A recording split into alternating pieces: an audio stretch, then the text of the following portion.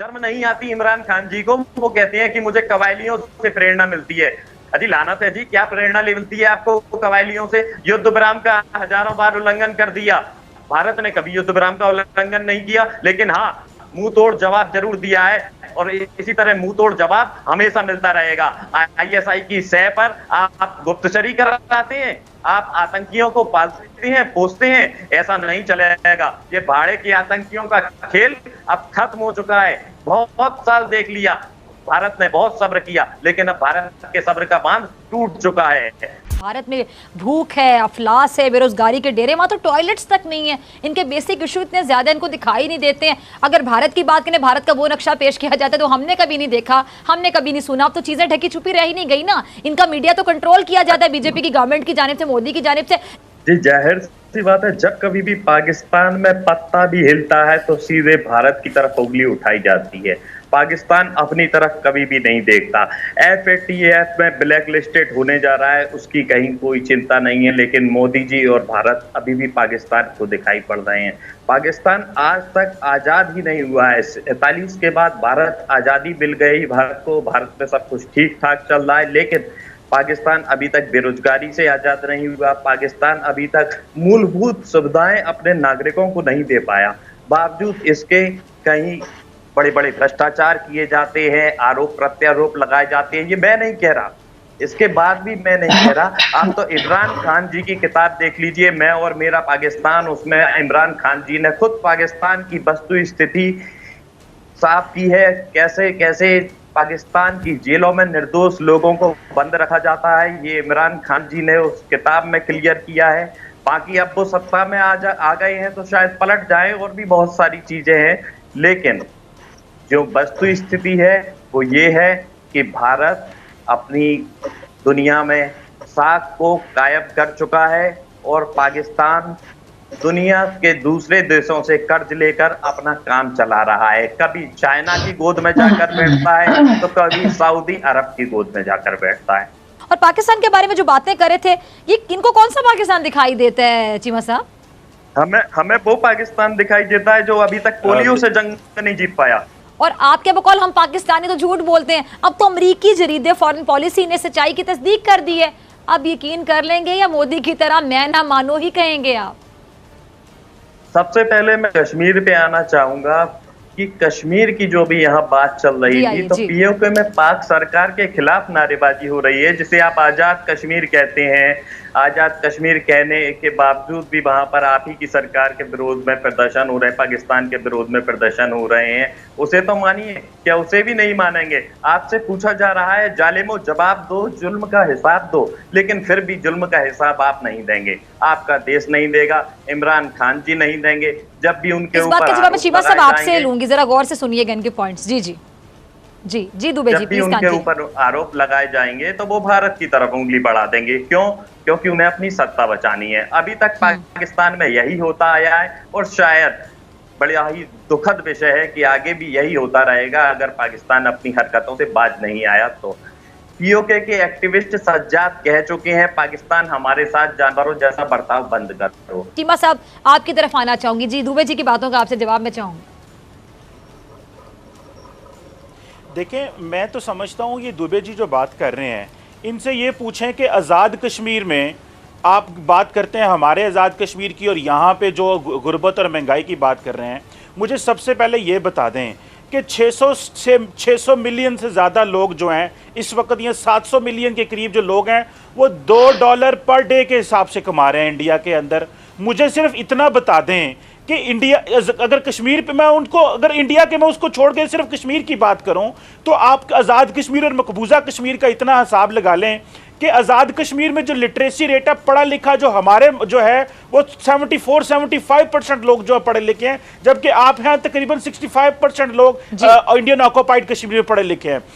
आजाद कश्मीर के अंदर फैसले आजाद कश्मीर का वजीर आजम बैठ के करता है, जबकि आपके वहां प्रेसिडेंशियल रूल लगा हुआ है। मुझे यह बताएं, भारत के अंदर इतनी स्टेट्स हैं, किस स्टेट ने पहले गवर्नर रूल लगाया और अभी प्रेसिडेंशियल रूल लगाया? ये दुनिया की कौन सी जमहूरियत है जो दिल्ली से बैठ के कश्मीर को डील कर रही है? हम तो इस्लामाबाद से बैठ के डील नहीं कर रहे। और हमारे आजाद कश्मीर के अंदर तकरीबन 50 से 60 हजार पाकिस्तानी फौजी बैठा हुआ है, जबकि आपके यहां 7 लाख से ज्यादा फौज बैठी हुई है। मुझे सिर्फ इतना बता दें, 4G वहां पे इंटरनेट नहीं है, हमारे तो लोग इंटरनेट भी एंजॉय कर रहे हैं। मुझे इस चीज का बताएं, आप हमारे साथ हमारे कश्मीर का क्या मुकाबला कर सकते हैं? दुबे जी, मैं एक बात बताऊं आपको, आप बहुत अच्छा चल रहे थे। अगर नरेंद्र मोदी 2014 में ना आते तो भारत अगले 2024 तक बहुत आगे जा सकता था और इकोनॉमिकली बहुत ग्रो। आपके जो मनमोहन सिंह थे आपको बहुत आगे ले गए, लेकिन प्रॉब्लम यह हुआ कि मोदी जी ने हिंदू जो इंतहा पसंदी है उसको इतना आगे ले गए हैं कि मुसलमान और सिखों सब पीछे रह गए हैं। सिर्फ हिंदू इंतहा पसंद। एक वक्त था डॉक्टर साहब जब पाकिस्तान के अंदर जो मजहबी एलिमेंट थे वो भारत से बात नहीं करना चाहते थे, लेकिन आज सारा पाकिस्तान वो सोचता है जो हमारी पार्लियामेंट का फैसला होता है। लेकिन इंडिया में यह है कि जो हिंदू मजहबी इंतहा पसंद है, जो फनेटिक्स हैं, वो नहीं बात करना चाह रहे। और एक बात डॉक्टर साहब, जो आपने फॉरेन पॉलिसी मैगजीन की बात की, अफगानिस्तान में इस्लामिक स्टेट को, दाइश को ये फंड करते हैं। श्रीलंका में जो हमले हुए थे पिछले साल, जो चर्च के ऊपर, उन्होंने ट्रेनिंग जो है वो इंडिया से ली है। इधर बलोचिस्तान में कुलभूषण यादव नेटवर्क इनका पकड़ा गया। अफगानिस्तान में अभी जो हमारे नेशनल सिक्योरिटी एडवाइजर ने कल कहा कि $10 लाख देके इन्होंने 2 दहशत ग्रुपों के दरमियान मर्जर कराया। और डॉक्टर साहब सिर्फ वो नहीं, इधर से इन्होंने जो एथनिक ग्रुप थे, जो बलोच मिलिटेंट एथनिक ग्रुप थे, उनका भी मर्जर कराया ताकि वो पाकिस्तान के खिलाफ हमले कर सके।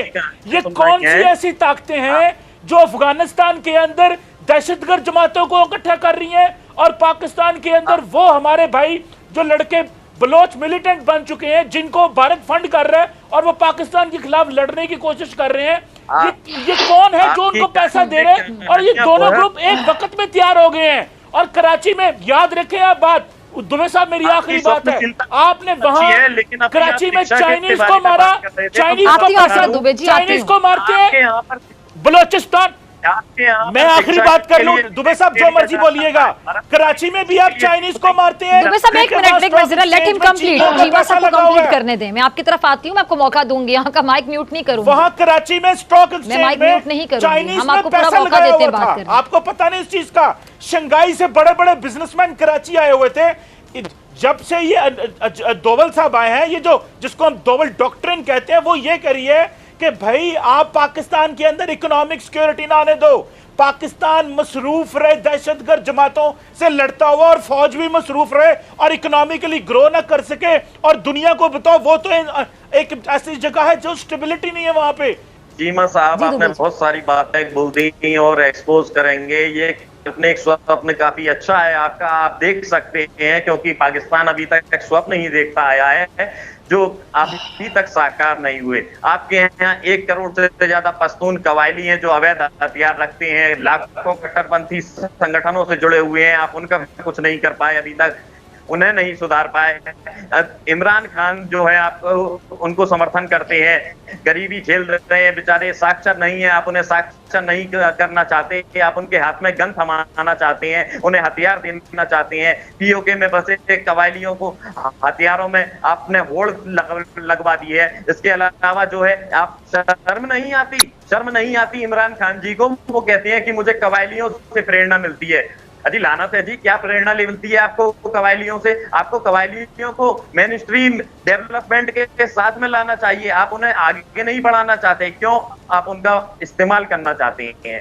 कई सालों से इस्तेमाल करते आ रहे हैं, सत्ता के लिए इस्तेमाल करते आ रहे हैं। युद्ध विराम का हजारों बार उल्लंघन कर दिया, भारत ने कभी युद्ध विराम का उल्लंघन नहीं किया, लेकिन हाँ मुंह तोड़ जवाब जरूर दिया है और इसी तरह मुंह तोड़ जवाब हमेशा मिलता रहेगा। ISI की सह पर आप गुप्तचरी कराते हैं, आप आतंकियों को पालते हैं, पोसते हैं, ऐसा नहीं चलेगा। ये भाड़े के आतंकियों का खेल अब खत्म हो चुका है। बहुत साल देख लिया, भारत ने बहुत सब्र किया, लेकिन अब भारत के सब्र का बांध टूट चुका है। भारत अब सब्र नहीं रखेगा। भारत ने सब्र किया? कहां पे भारत? नहीं, मैं क्या कह रहे हैं, ये भारत की बात कर रहे हैं, ये किस भारत का नक्शा खींच रहे हैं? मुझे समझ नहीं आ रही। नहीं, जरा बताइएगा।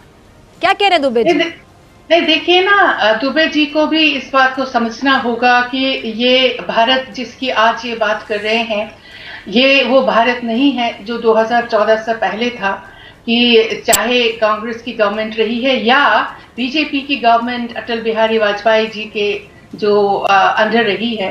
ये वो भारत नहीं है। भारत बहुत तब्दील हो गया है और आप उसका अंदाजा इस बात से लगा सकते हैं कि अब हम टीवी चैनल्स पे बैठ के महज़िब तरीके से बात भी नहीं कर सकते।